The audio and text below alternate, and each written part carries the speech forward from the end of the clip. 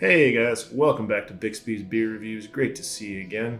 As you can see, we have some slightly new digs for this week's episode. It's been brought to my attention that I was maybe taking our relationship a little too fast, getting a little too close, a little too quickly. So we've stretched it out a little bit. We got a little bit more space for the beer to breathe. We got a little bit more space for you to see what's going on. What's going on today is we're checking out a Saison. This one is called Siren's Lure. Comes to us from Fair Winds Brewing Co down in Lorton, Virginia. It's a French style Saison. I'm going to talk all about what that means in just a second, but let's crack it open and get a look. So Saison is a very, very old style of beer.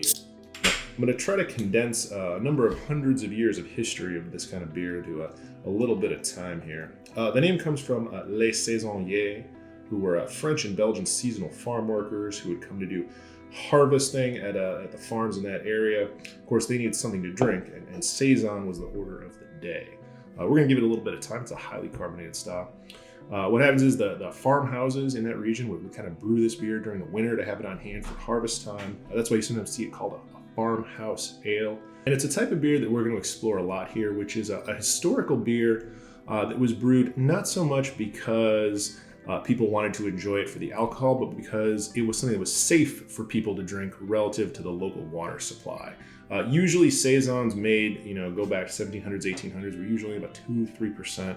They were kept on hand for the farm workers so they could drink that, stay hydrated, and not get one of those Oregon Trail diseases that you might have gotten from the local water where the local livestock like to play. So let's take a look at the appearance. Saison is generally brewed with very light malts. There's usually a strong component of wheat in it. It's often unfiltered, as this one is, because again, it's a farmhouse style, it's a rustic style that reflects the historical conditions of the farmhouses where it was made, where there was often just sort of not well processed or modified grains used to make the beer, which tends to give it a cloudy appearance. It's usually highly carbonated.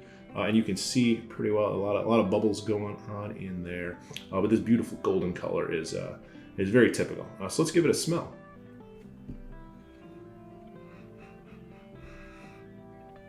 So the aroma for this is very classic, very good example of the French style of Saison. French Saison is usually a little bit more of a restrained yeast. A lot of the flavor that we're going to get comes from the yeast in this beer. And I'll talk about that in a little bit, but the aroma here, a little bit more restrained, a little bit peppery, a little bit spicy, a little bit clovey. It's assertive, but it's balanced by a little bit of the sort of grainy sweetness of the malt. We'll try out a Belgian style later on. The Belgian styles are a lot more perfumey, a lot more fruity, and it's a notable contrast, especially if you have them back to back. So let's give this a taste.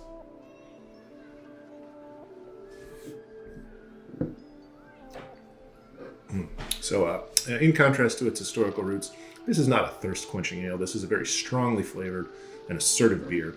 The first thing you notice is the yeast character. Saison is a yeast-forward beer. If you've ever had Belgian beers, a lot of Belgian types really lead with the characteristics that their yeast strain provides. Here again, this is a French Saison strain, so we're getting a very peppery, spicy note. It's a little clovey, almost again a little bit like black pepper, very, very high in the palate.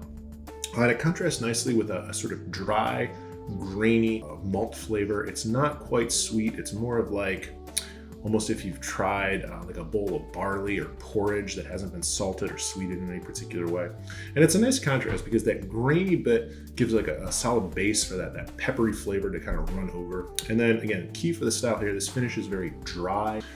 You're getting a decent amount of ABV here. I think we're talking about with this one going up to 7.2%, but like a lot of Belgian beers, this drinks a lot lighter than it actually is. Overall, very, very tasty. I tend to prefer the French style over the Belgian style because I like that spiciness that it brings. It's very distinctive.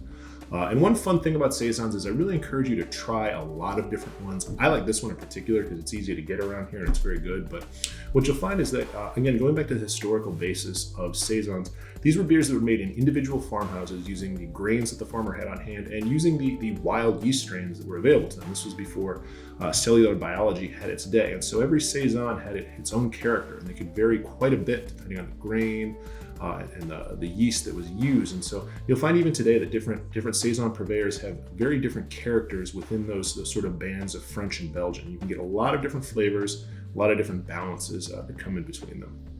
But very, very tasty beer.